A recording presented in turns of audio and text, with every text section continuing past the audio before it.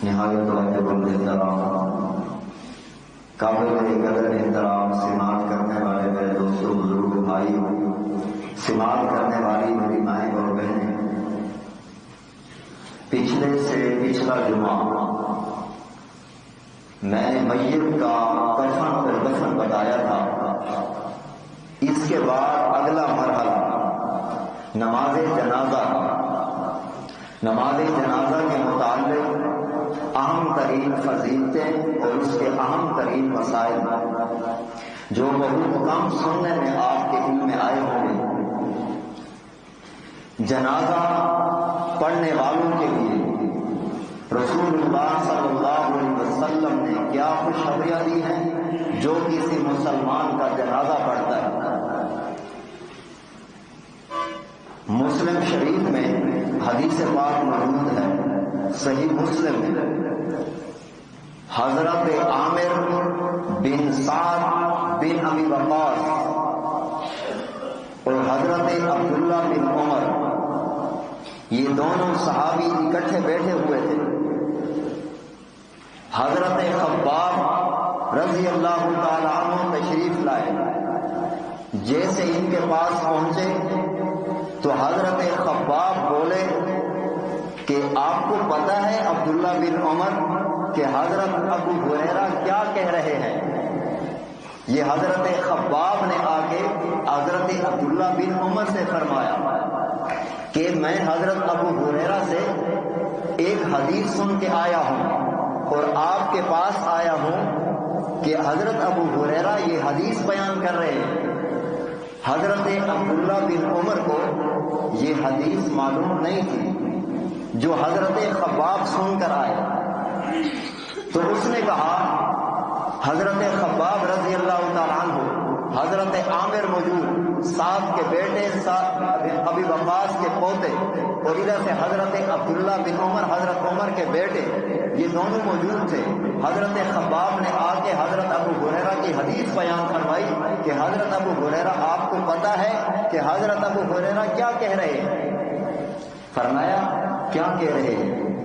انہوں نے فرمایا کہ حضرت ابو ہریرہ کہہ رہے ہیں کہ اللہ کے نبی سے میں نے سنا ہے، اللہ کے نبی نے فرمایا من خرج مع جنازۃ من بیتھا، جو بندہ کوئی مسلمان فوت ہو گیا، یہ اس کے گھر پہنچا، پھر جب گھر سے جنازہ نکلا یہ جنازے کے ساتھ تھا، من خرج مع جنازۃ من بیتھا، اس کے گھر سے جنازے کے ساتھ جا رہا تھا جنازہ پڑھنے کے لیے، وصلی علیہا، جب جنازہ پہنچا۔ اب یہ صحابی حدیث بیان کر رہے ہیں، حضرت ابو ہریرہ کی، حضرت عبداللہ بن عمر سن رہے ہیں اور حضرت عامر بھی سن رہے ہیں۔ اب اس نے آگے یہ حدیث بیان کی کہ حضرت ابو ہریرہ کہہ رہے ہیں اللہ کے نبی نے فرمایا جو مسلمان کے جنازے میں اس کے گھر سے چلتا ہے، وہ فوت ہو گیا، یہ گھر پہنچا، جنازہ نکلا، یہ ساتھ چلتا رہا، جنازہ کہاں میں جہاں جنازہ پڑھنا تھا یہ ساتھ چلتا رہا یہاں تک یہ ساتھ رہا، ومن صلی علیہا، اس نے جنازہ بھی پڑھا۔ اس کے بعد حتی تدفنا، کہ یہ جنازے کے ساتھ رہا، واتبعہا حتی تدفنا، یہ دفن میں بھی شریک رہا۔ تو اللہ کے نبی نے فرمایا یہ مسلمان کا جنازہ پڑھنے والا اور مسلمان جنازہ پڑھنے والے، تو اللہ کے نبی نے فرمایا وَلَهُ قِرَاطان، 2 قرات کا اس جنازہ پڑھنے والوں کو ثواب ملے گا، اور دفن میں بھی مسلمان جو شریک تھے، جنازے میں بھی شریک تھے، 2 قرات کا ثواب اللہ اس کو عطا فرمائیں گے۔ آگے اللہ کے نبی نے وضاحت فرمائی، اب یہ صحابی بیان کر رہے ہیں کہ اللہ کے نبی نے فرمایا 1 قرات احد پہاڑ کے برابر ہوتا ہے، 1 قرات احد پہاڑ کے برابر ہوتا ہے۔ جو مسلمان کے جنازے کے ساتھ گھر سے نکلا اس کے ساتھ گھر پہنچا، پھر جنازے کے ساتھ چلتا چلتا جنازے گاہ پہنچا، اس نے جنازہ پڑھا، دفن میں شریک رہا، تو اس کو 2 قرات ثواب ملے گا، اور 1 قرات اللہ کے نبی نے فرمایا، آگے حدیث ہے کہ احد پہاڑ کے برابر 1 قرات ہے، احد پہاڑ کو 2 حصے کرو تو 2 قرات بنتے ہیں، تو اللہ مسلمان کو جو مسلمان کے جنازے میں شریک ہوگا، دفن میں شریک ہوگا، اس کو 2 قرات اللہ ثواب عطا فرمائیں۔ تو جنازہ پڑھنے والوں کے لیے خوشخبریاں ہیں۔ آگے سنو، اب یہ صحابی بیان کر رہے ہیں حضرت خباب کہ حضرت ابو ہریرہ نے یہ مجھ سے حدیث بیان فرمائی ہے۔ آگے اللہ کے نبی نے فرمایا ومن صلی علیہا، جس نے مسلمان کا جنازہ پڑھا، ثم رجا، دفن میں ساتھ نہیں گیا، اپنے گھر چلا آیا، کوئی کام تھا، کوئی ضروری بات تھی، صرف جنازہ پڑھ کے مسلمان کے جنازے میں شریک ہوا، پھر اپنے کام کے لیے چل بسا، دفن میں شریک نہیں تھا، اللہ کے نبی نے فرمایا اس کو 1 قرات کا ثواب ملے گا، یعنی اس کو احد پہاڑ کے برابر ثواب اللہ عطا فرمائے۔ جس نے صرف جنازہ پڑھا مسلمان کا، اللہ کے نبی فرما رہے۔ اب سنو، صحابہ کی تحقیق دیکھو، صحابہ کا مزاج دیکھو، نبی کی حدیثوں پر صحابہ کا پہرا دیکھو۔ حضرت عبداللہ بن عمر نے فرمایا یہ حدیث میں نے تو نہیں سنی۔ اس نے حضرت خباب سے فرمایا اگر تو یہ حدیث حضرت ابو ہریرہ سے سن کے آیا ہے، جاؤ حضرت امی عائشہ صدیقہ، امت کی ماں عائشہ حضرت صدیقہ زندہ ہیں، جاؤ ان سے پوچھ کر آؤ کہ میں نے حضرت ابو ہریرہ سے یہ حدیث سنی ہے، کیا واقعی اللہ کے نبی نے یہ فرمایا تھا؟ حضرت خباب یہاں سے چلا، حضرت امی عائشہ صدیقہ رضی اللہ عنہ کے پاس پہنچا اور ان سے بیان فرمایا کہ مجھ سے حضرت خباب نے یہ حدیث بیان فرمائی ہے کہ جو مسلمان کا جنازہ پڑھے، دفن میں شریک ہو، 2 قرات کا ثواب، صرف جنازہ پڑھے 1 قرات کا ثواب۔ کیا یہ حدیث اللہ کے نبی نے بیان فرمائی ہے؟ حضرت عائشہ صدیقہ رضی اللہ عنہ نے فرمایا حضرت خباب سے، ہاں ہاں ابو ہریرہ سچ کہتا ہے، اللہ کے نبی نے واقعی ایسے فرمایا۔ یہ صحابی وہاں سے واپس آیا، حضرت عبداللہ بن عمر نے فرمایا امی عائشہ سے پوچھو، واپس آ کے مجھے بھی بتانا ہے۔ اب واپس آیا، حدیث پاک میں آتا ہے حضرت عبداللہ بن عمر، مسجد نبوی اس وقت کچی ہوا کرتی تھی، اس کے اندر کنکریاں تھیں چھوٹی چھوٹی، حضرت عبداللہ بن عمر نے ہاتھ میں اٹھائے ہوئے یوں پھینک رہا تھا، صحابی رسول یوں پھینک رہا تھا، اچانک آ گئے حضرت خباب، فرمایا اے صحابی رسول میں حضرت عائشہ سے پیغام لے کے آیا، اپنے ہاتھوں کو روکا، ہاتھوں میں کنکریاں اٹھائی ہوئی تھی۔ اب حضرت خباب فرماتے ہیں میں حضرت عائشہ صدیقہ رضی اللہ عنہ کے پاس پہنچا آپ کے حکم کے مطابق، تو انہوں نے فرمایا کہ حضرت ابو ہریرہ نے جو حدیث بیان فرمائی ہے واقعی اللہ کے نبی نے ایسے ہی فرمایا۔ حدیث میں آتے حضرت عبداللہ بن عمر نے یوں پھینکی، وہ کنکریاں پھینکی کیونکہ حضرت عبداللہ بن عمر کو یہ حدیث معلوم نہیں تھی، اور فرمایا افسوس کہ ہم نے کتنے قرات ثواب کے ضائع کر دیے ہیں، ہم نے کتنا ثواب اپنا ضائع کر دیا ہے، تو ہم تو جنازوں میں مسلمانوں کے جنازوں میں شریک نہیں ہوتے، مسلمانوں کے دفن میں شریک نہیں ہوتے، ہم نے تو بہت سارے ثواب کو ضائع کر دیا۔ حدیث میں آتے عبداللہ بن عمر نے کنکریاں کو یوں پھینک دی۔ تو یہ جنازہ پڑھنے والوں کے لیے اللہ کے نبی نے خوشخبریاں دی ہیں، جنازہ بھی مسلمان کا ہو، پڑھنے والے بھی مسلمان ہو، تو اللہ کے نبی نے ان کو اجر کا، ان کو خوشخبریاں دی ہیں، ان کو ثواب کی، اجروں کی اور مغفرت کی۔ آگے سنیں، حضرت عائشہ صدیقہ رضی اللہ عنہ سے روایت ہے، وہ فرماتی ہیں اللہ کے نبی نے فرمایا مرنے والا مسلمان ہو اور اس مسلمان کے جنازے میں 100 آدمی اگر مسلمان کے جنازے میں شریک ہو جائیں اور وہ اس میت کے لیے جب جنازے میں دعائے مغفرت کریں گے، اللہ کے نبی کی مقدس زبان صحیح مسلم میں حدیث پاک موجود ہے، اللہ کے نبی نے فرمایا 100 بندے جس کے جنازے میں شریک ہوں اور وہ جب جنازے کے اندر اس میت کے لیے دعائے مغفرت کریں گے، اللہ کے نبی نے فرمایا ان 100 مسلمانوں کی جماعت کی اس دعا کو اللہ میت کے حق میں قبول فرما دے، اللہ قبول فرما دیتے ہیں، یعنی مغفرت کو، میت کو معاف فرما دیتے ہیں۔ اور دوسری حضرت عبداللہ بن عباس سے یہ حدیث بھی صحیح مسلم کے اندر موجود ہے کہ جس جنازے میں جس مسلمان مرنے والا مسلمان ہو، شرط ہے کہ مرنے والا مسلمان ہو پھر اس کے جنازے میں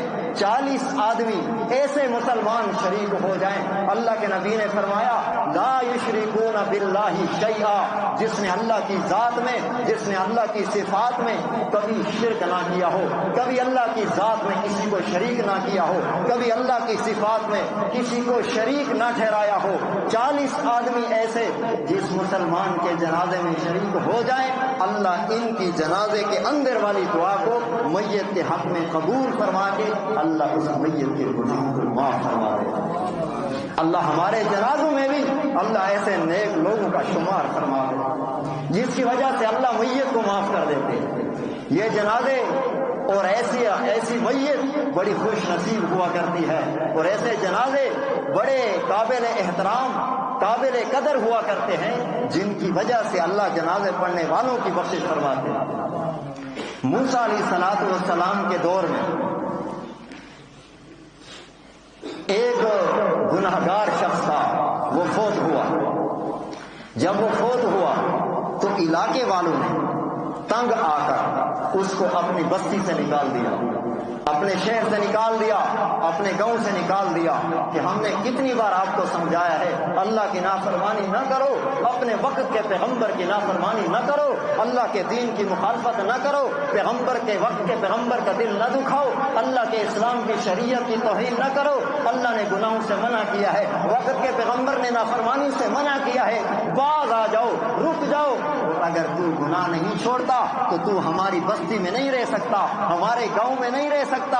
یہ موسیٰ علیہ الصلوۃ والسلام کے دور کا گنہگار انسان تھا. لوگوں نے بستی سے باہر نکال دیا، یہ جنگل میں چلا گیا. مستند معتبر کتب کے اندر یہ واقعہ موجود ہے. اور موسیٰ علیہ الصلوۃ والسلام کے دور میں اب یہ گنہگار بندہ جن کو لوگوں نے اپنے گاؤں سے نکالا ہے تو اللہ کا بندہ. بے شک گناہگار ہو بندہ پھر بھی خدا کا بندہ رہتا ہے، بندہ پھر بھی اس کی مخلوق ہے. گناہگار ہو تب بھی اس کی مخلوق ہے، نیک ہو تب بھی اس کی مخلوق ہے. اللہ کو تو اپنی مخلوق بہت پیاری ہے. اب یہ جنگل میں چلا گیا. جب یہ جنگل میں پہنچا، اس کی موت کا وقت قریب آیا. اس نے دائیں دیکھا، نہ رشتہ دار نظر آیا، نہ دوست نظر آیا. اس نے بائیں دیکھا، علماء نے لکھا اس کو جنگل نظر آیا، نہ دوست نظر آیا، نہ رشتہ دار نظر آیا. جب دونوں طرف مایوس ہوا، روایت میں آتا ہے اس آدمی نے، اس گناہگار شخص نے آسمان کی طرف یوں منہ اٹھایا اور بڑے ہاتھ جوڑ کر یوں کہا یا الہ عبدک من عبادک، یا الہ عبدک من عبادک قریب الوطن فی بلادک. اے میرے کریم رب، اے میرے رحیم رب، آج میں مرنے کے قریب ہوں، میرے کوئی رشتہ دار میرے قریب نہیں. مجھے شہر والوں نے اپنی بستی سے نکالا، مجھے اپنی قوم نے اپنے وطن سے نکالا. میں آج جنگل میں مر رہا ہوں، میں آپ سے اپنی امیدیں وابستہ.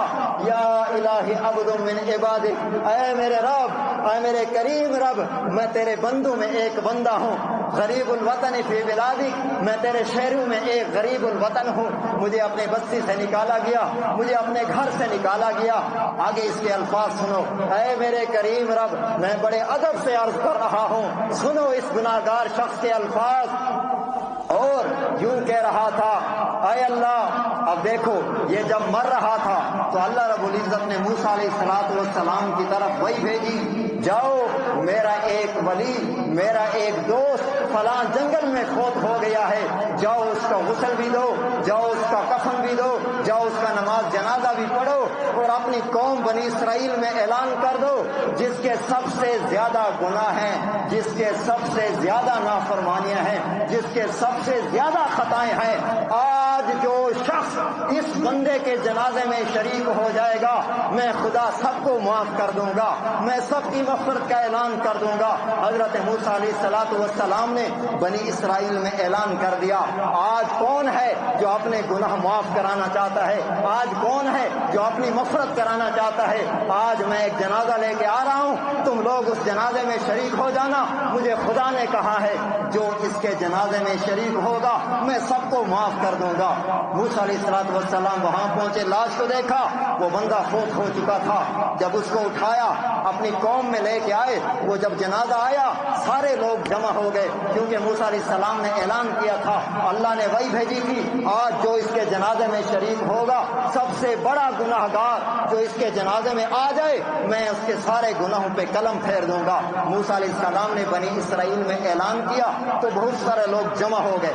جب لاش پہنچی موسیٰ علیہ السلام لاش کو لے کے آئے, جب لوگوں نے دیکھا یہ تو وہ شخص ہے, یہ وہ گناہگار شخص ہے جس سے تنگ آ کر ہم نے اپنی بستی سے نکالا تھا, اپنی قوم سے نکالا تھا, اپنے وطن سے نکالا تھا, یہ تو وہی شخص ہے.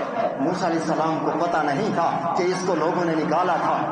موسیٰ علیہ السلام نے کہا, اے میرے رب آپ نے کیا کہا اور یہ لوگ کیا کہہ رہے ہیں؟ لوگ کہتے ہیں کہ یہ گناہگار تھا, یہ بدکار تھا, یہ نافرمان تھا, اور آپ نے مجھے حکم دیا کہ میرا ولی ہے, یہ میرا دوست ہے, اور یہ کیسی بات ہے؟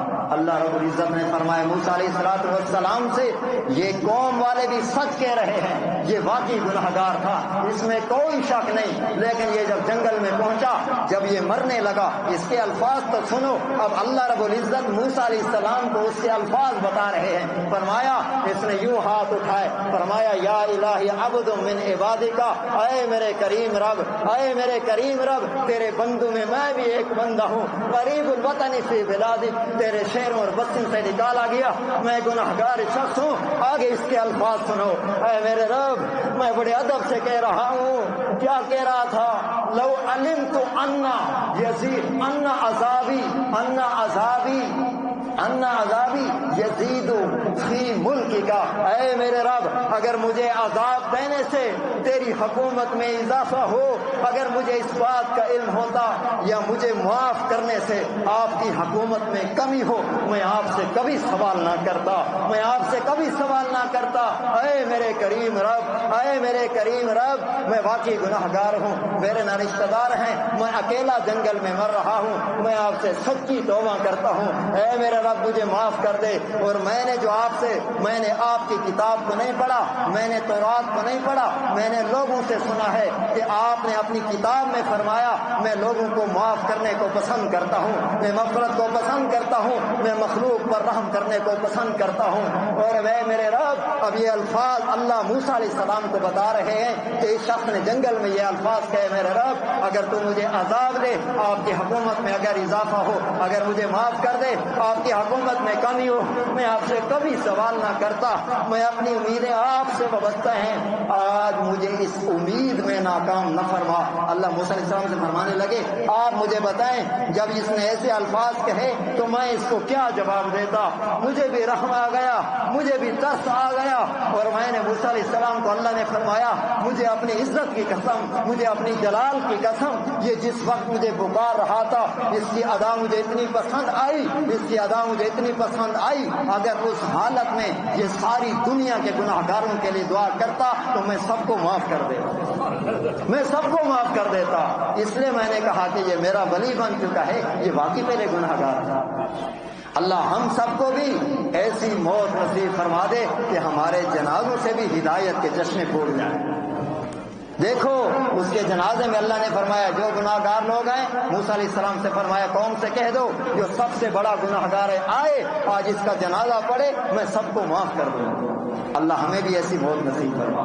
اللہ ہم نے مرنا تو ہے, ایک دن ہمارے جنازے کا اعلان ہوگا, اللہ ہمیں بھی ایسے لوگوں میں شمار کر دے جن کی جنازوں کے پڑھنے کی وجہ سے لوگوں کی بخشش ہوگی.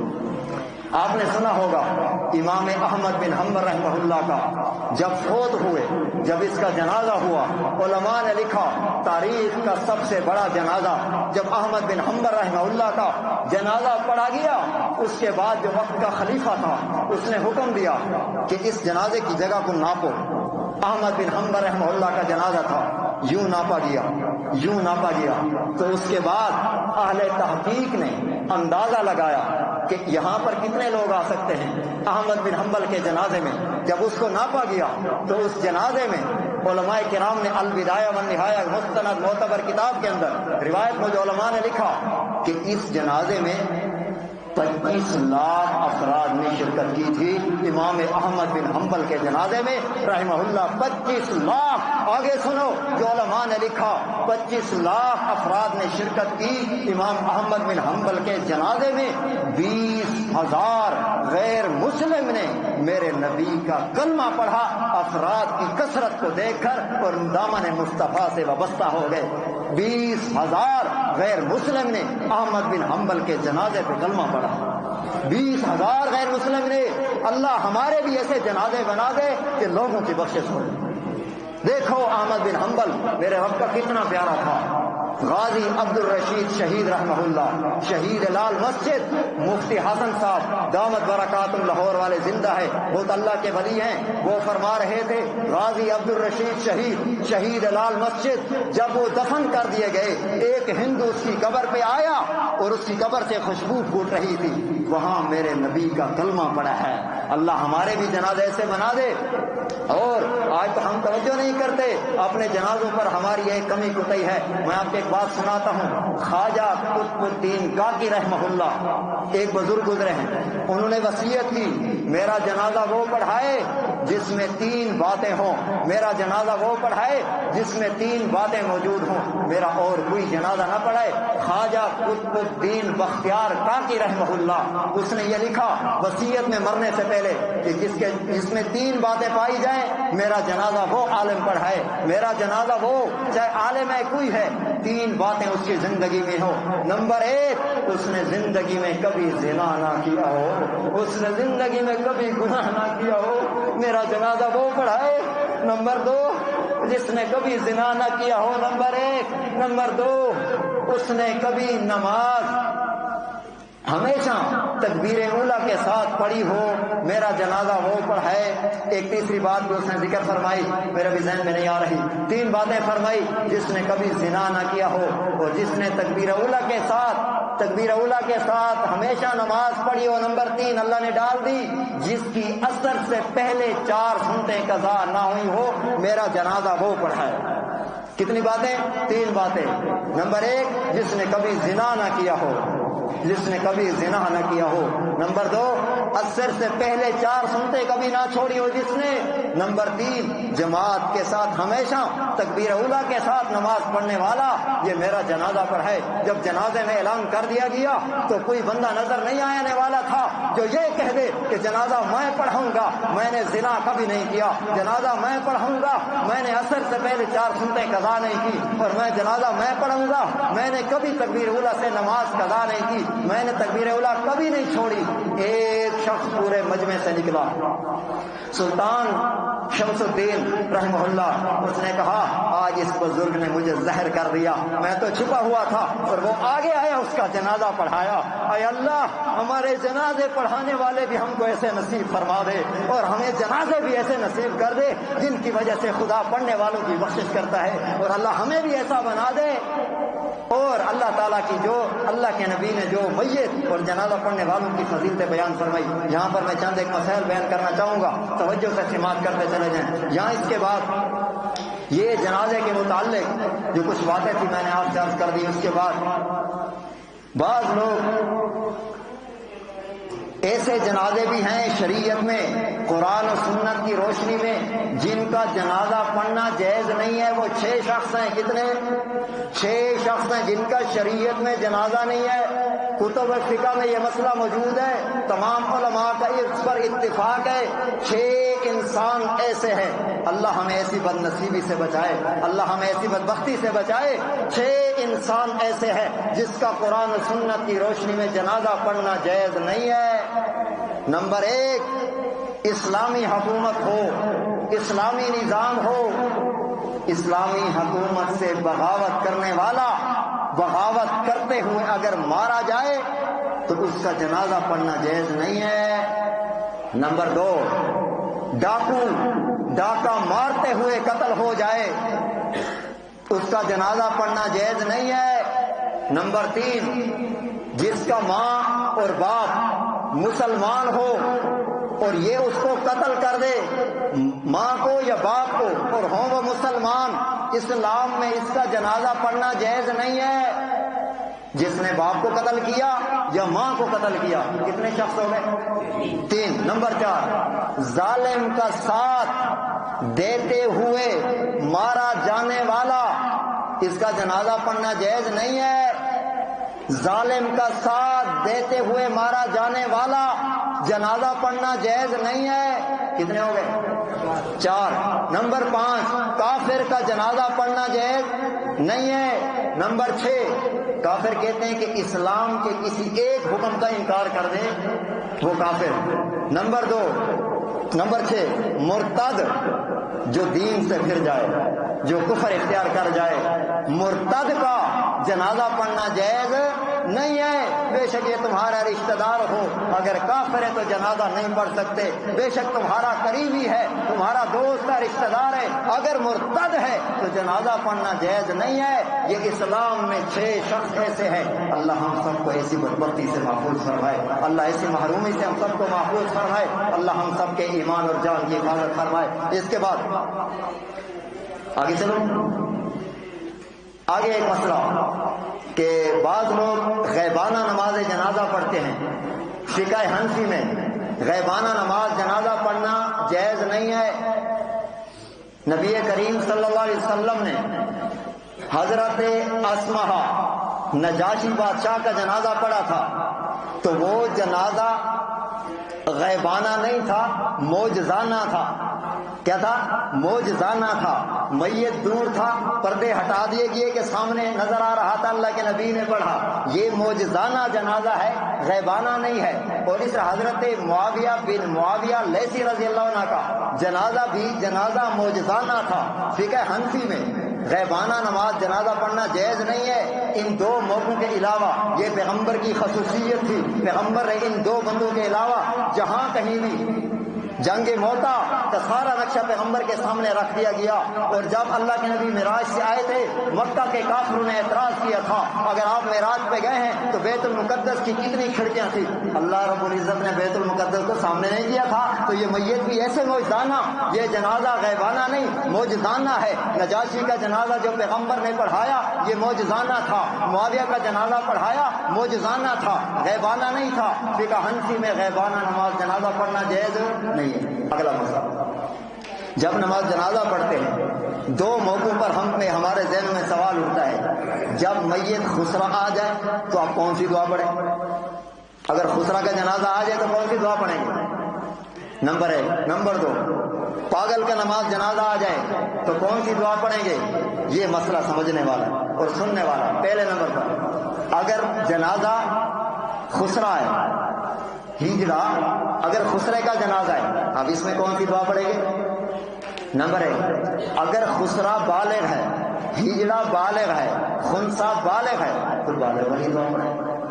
اگر وہ نابالغ ہے، خسرہ ہجڑا خنثی نابالغ ہے، اگر اس میں تحقیق کی جائے گی، اگر علامات مذکر غالب ہیں تو نابالغ لڑکے والی دعا پڑھی جائے گی۔ اگر علامات مؤنث غالب ہے، نابالغ ہے تو نابالغ بچی والی دعا پڑھی جائے گی۔ یاد رہے گا۔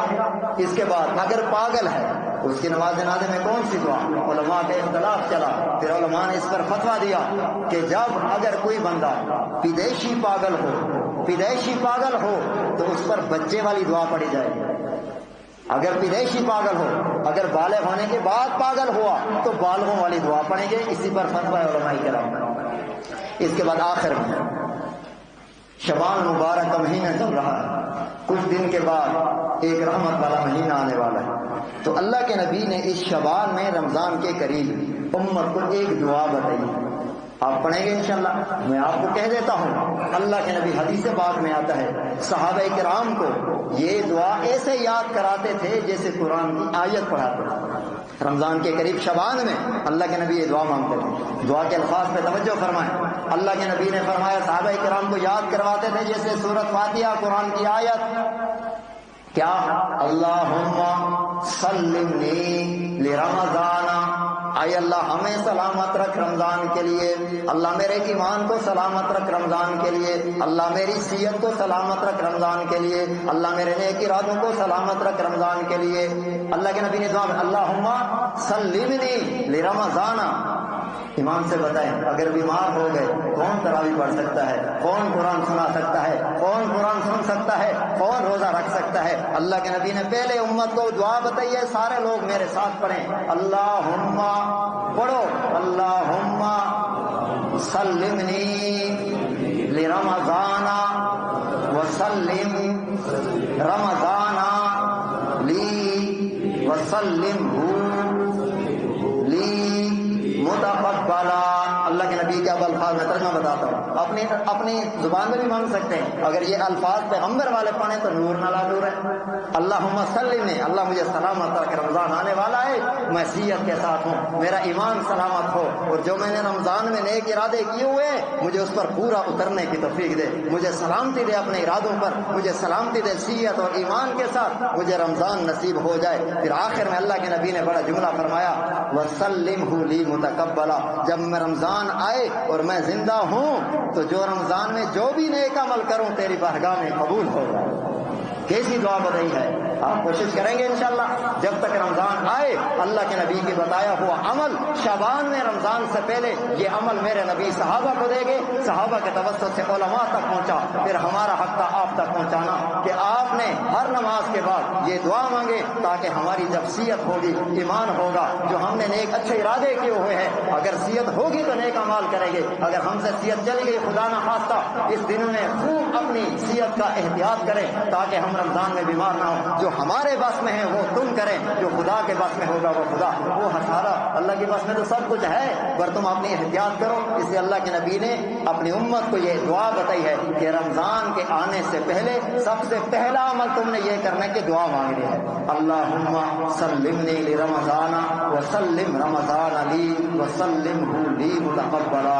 اللہ ہم سب کو ایمان کی سلامتی کے ساتھ، صحت عافیت سلامتی کے ساتھ اللہ ہم سب کو رمضان نصیب فرمائے۔ جتنے مسائل بیان کیے ہیں اللہ ہم سب کو قرآن و سنت کے مطابق زندگی گزارنے کی توفیق نصیب فرمائے، دنیا آخرت میں قبر حشر میں اللہ اپنے محبوب اور پسندیدہ لوگوں میں شامل فرمائے۔